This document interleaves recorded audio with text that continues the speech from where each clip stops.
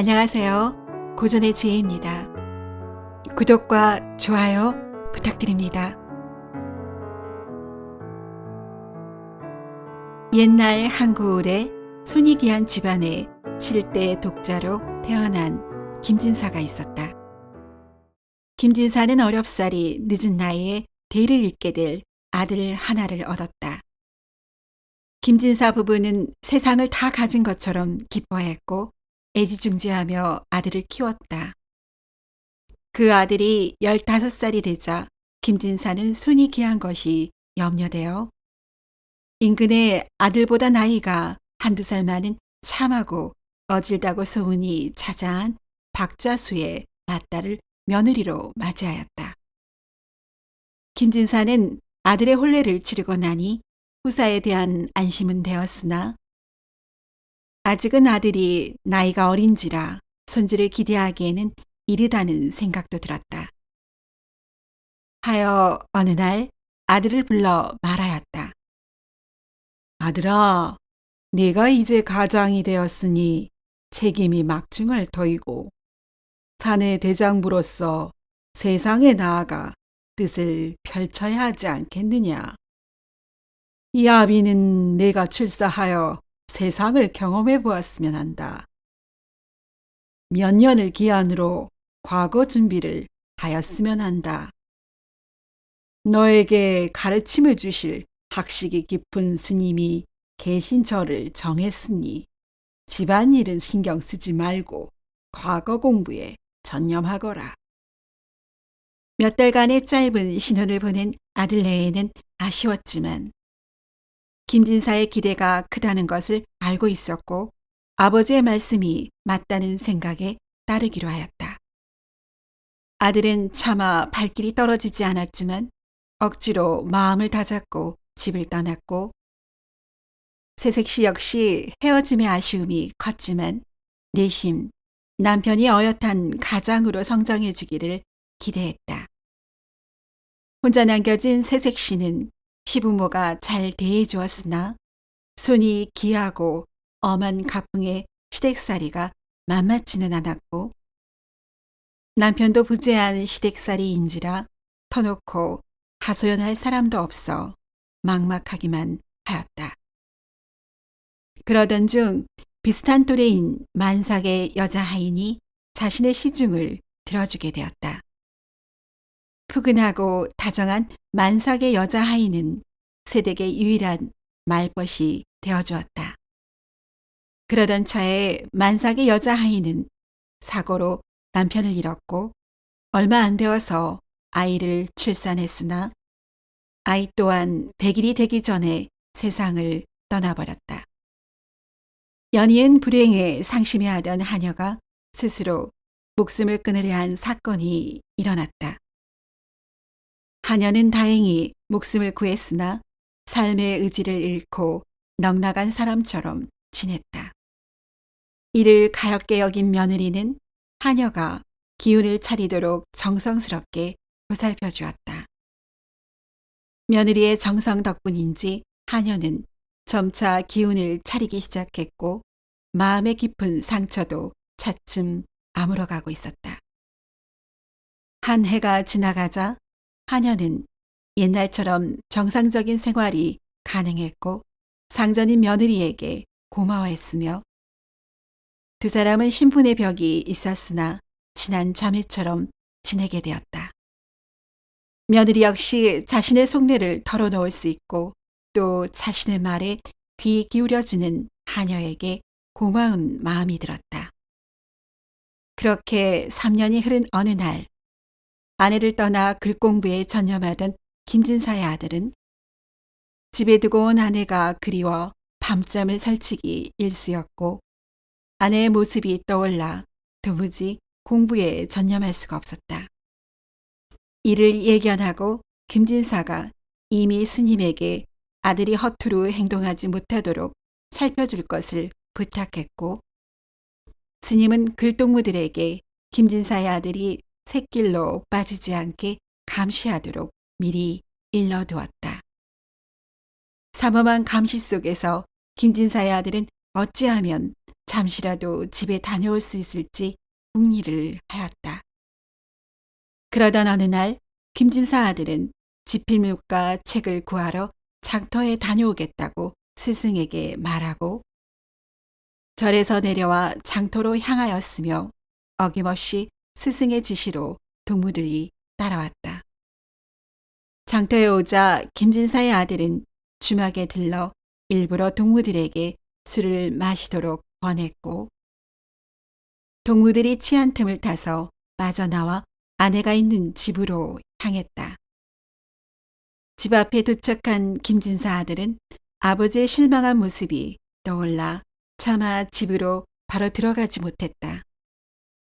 집 근처에 숙소를 정하고 몰래 하녀에게 연통을 넣어 밤에 아내가 기거하는 별당의 담을 넘었다.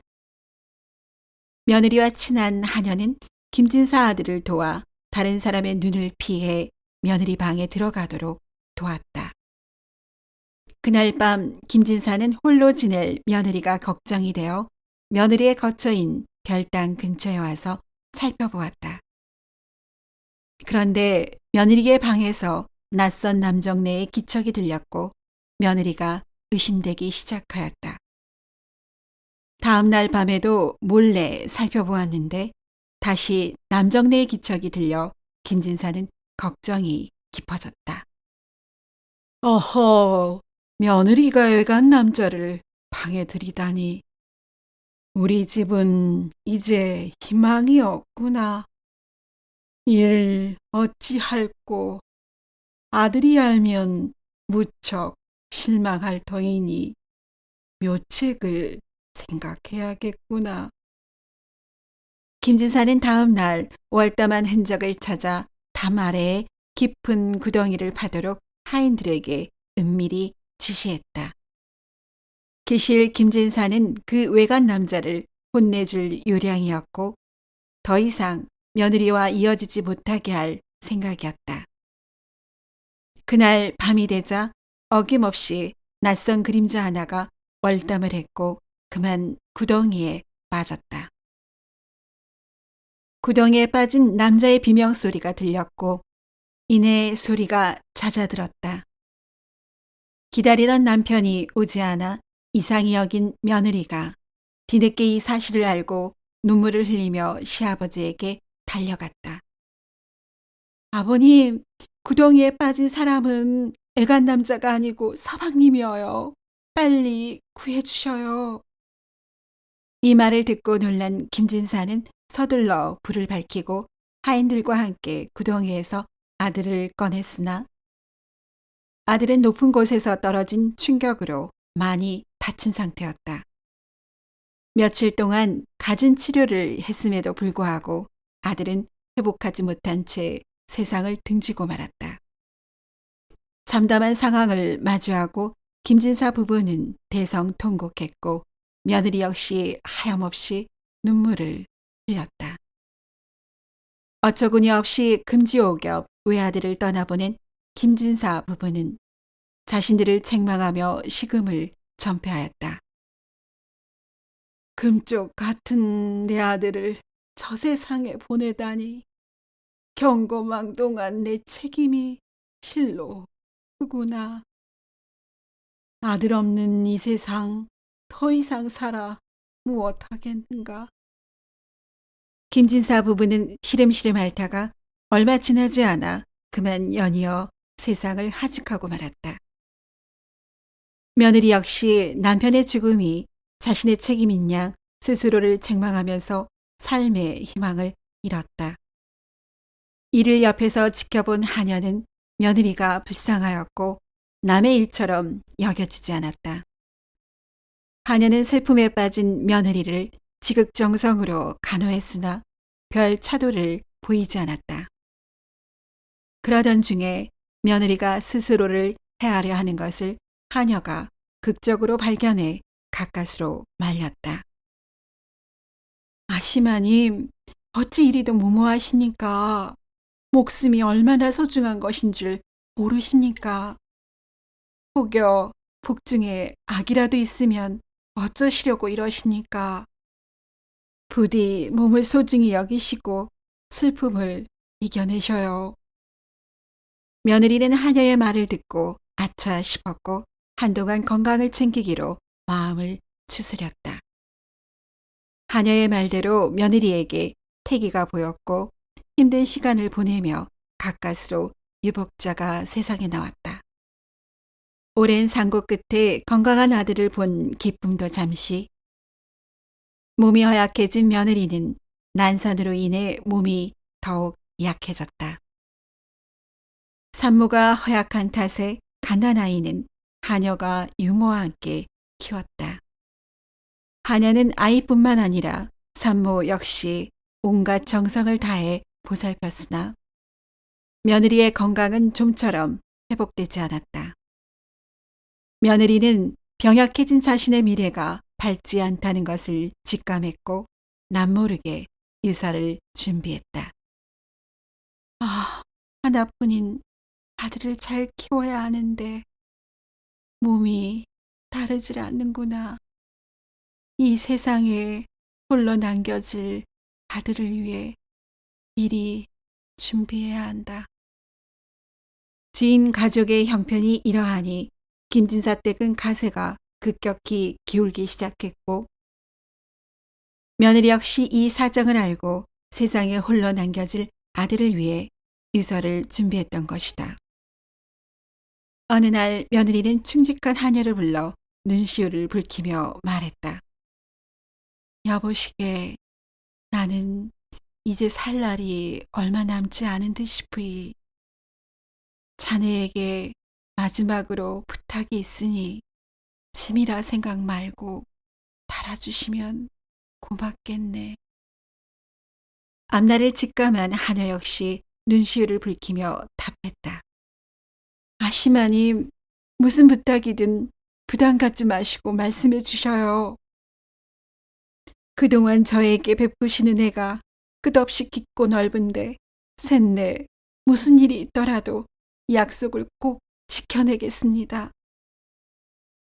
그리 말해주니 정말 든든하고 고마우이. 내 자네를 면천시켜줄 터이니 홀로 남겨질 아들을 자네에게 특별히 부탁하네. 부디 친자식이라 여기며 키워주시게. 집안의 슬픈 내력은 아이가 충분히 성장한 후에 말해주시게나. 며느리는 이 말을 남기고 며칠 뒤에 세상을 떠났다. 며느리가 세상을 떠나자 며느리가 남긴 유서에 따라 하인들은 모두 면천시켜 내보냈으며 하녀는 가산을 정리하여 남겨진 어린 아들을 데리고 한양으로 떠났다. 하녀가 상전의 아들을 키운다는 남들의 시선이 염려되었던 터라 차라리 아무도 모르는 곳에서 살기로 한 것이었다. 며느리와의 신의를 지키기에 하녀는 정리한 얼마의 가산은 상전의 아들에게만 쓰기로 하고 소박한 거처를 마련한 후에 장터에서 팥죽을 쏘아 팔아 생계를 이어갔으며 아들을 위해 재물을 차곡차곡 모아갔다. 자신은 쉽지 않은 선택을 했지만 상전의 아들을 친아들로 여기고 아들에게도 자신이 친어머니인 것처럼 꾸몄다. 자신이 낳은 아들처럼 극진히 살폈던지라 굳이 말하지 않아도 남들도 두 사람을 친모자 사이로 여겼다. 먹는 것이며 입는 것이며 고급지고 화려하지는 않았지만 다른 집 아이들보다 못하다는 소리를 듣지 않도록 챙겼다. 아들이 성장함에 따라 서당에도 보내어 남부럽지 않게 공부에 전념하도록 했다. 어느덧 시간이 흘러 아들의 나이 17살이 되었다. 아들은 유독 총명한지라 식견이 급속히 높아져 동무들 사이에서도 두각을 보이게 되었으며 이웃 마을까지 신동이라고 소문이 널리 퍼졌다. 하녀는 아들이 성장하는 모습이 흐뭇했고 삶의 유일한 낙으로 여겼다. 그러나 아들은 왠지 허전한 마음이 들었고 끝없는 고민이 생기기 시작했다.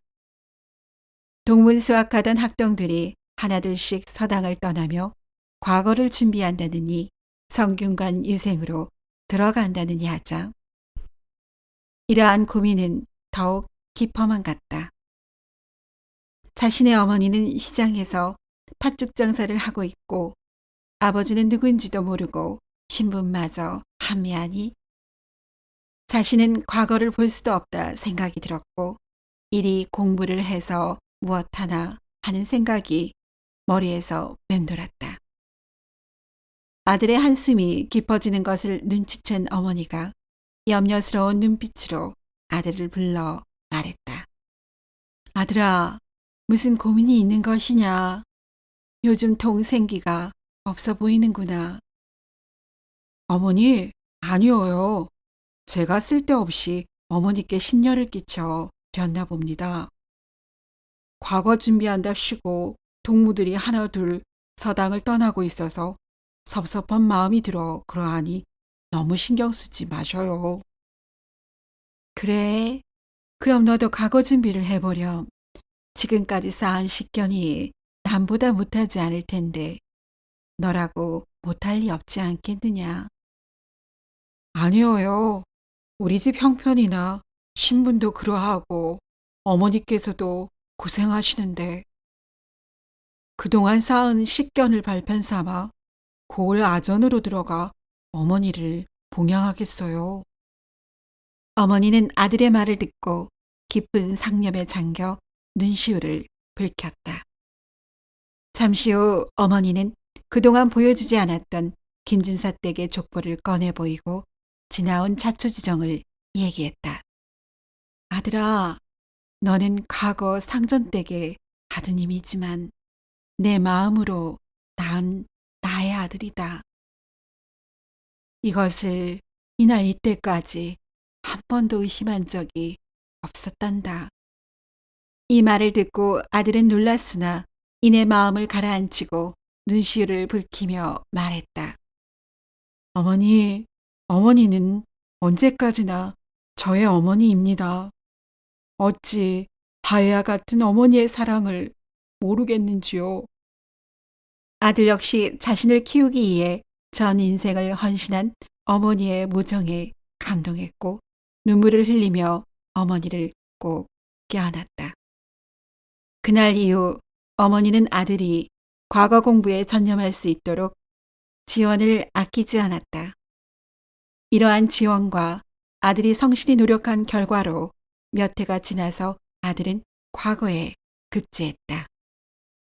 아들이 과거에 급제하자 어머니는 아들과 함께 조부모인 김진사 내외와 친어머니, 아버지의 묘소를 찾아갔다. 아들이 고향을 방문한 것이 처음이었지만 놀랍게도 묘소는 누군가 관리한 것처럼 정돈되어 있었다. 후에 들으니 면천되어 떠난 하인들이 상전댁의 배려를 잊지 않고 절마다 돌아가며 묘소를 돌보며 제사를 지냈다고 했다. 아들은 이들에게도 고마운 마음을 가졌고 보답하는 심정으로 백성들에게 선정을 베풀었고 청렴하고 성실한 관리가 되었다. 아들은 자신을 키워준 하녀 어머니를 친어머니로 여기며 천수를 다할 때까지 극진히 모셨으며 돌아가신 후에도 두 어머니의 제사를 지냈고 자손들에게도 자신을 키워준 어머니의 제사를 빼먹지 말도록 일렀다고 전해진다. 이 이야기를 듣고 많은 사람들은 자신에게 온정을 베풀어준 상전에게 신의를 지키고 자신의 온 정성을 다해 마음으로 얻은 아들을 키운 하녀의 모정을 본받을 만하다고 또 자신을 길러준 어머니의 끝없는 사랑에 보답하려는 상전 아들의 마음이 아름답다고 말했다고도 전해진다. 오늘도 이야기를 시청해 주신 여러분께 감사드립니다. 재미있는 이야기로 곧 찾아뵙겠습니다.